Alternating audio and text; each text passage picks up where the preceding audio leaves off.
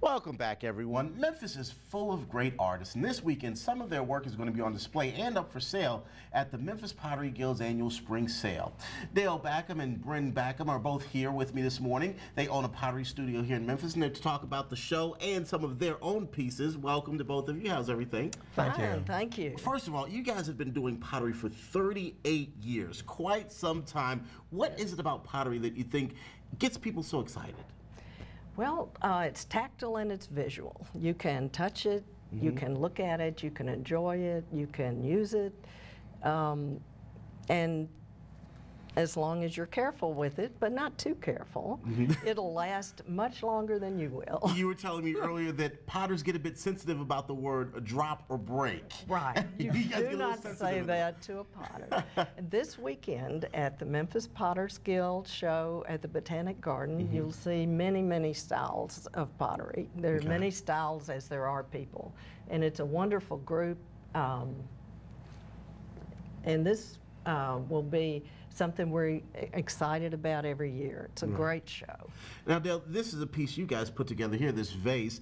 Talk about how long it takes to put together something like that. That's an interesting question. It's kind of hard to describe because they're made in groups. I might make a dozen of these, and it could take 3 or 4 days, the major part of a week. The process involved is putting the leaf pattern on here is really an interesting thing. A white slip is put on the piece when it's soft, and then it's peeled off to show the darker clay underneath. So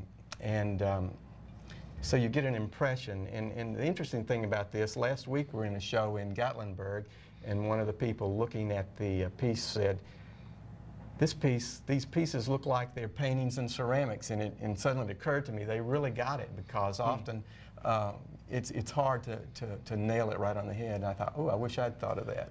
Now, I have a general idea of how this happens. I understand that you kind of form the piece and then you fire it and ultimately have this piece that you can manipulate and paint. Is that kind of how it works?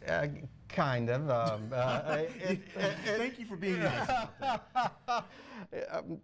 Golly, it's kind of an interesting thing. It's like singing a song. It's really hard to describe what goes on, but once you get in the process, you just kind of phase out, and we're in contact with nature, and we're trying to respond to the world around us, and these frozen moments come out in our clay, in our art form.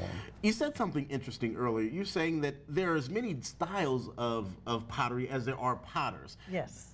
Expound on that. Well, you can aim for the same thing but come out with something different, because each artist is a different person. That's the Potters Guild show is so interesting because you see so many varied approaches to the same technique.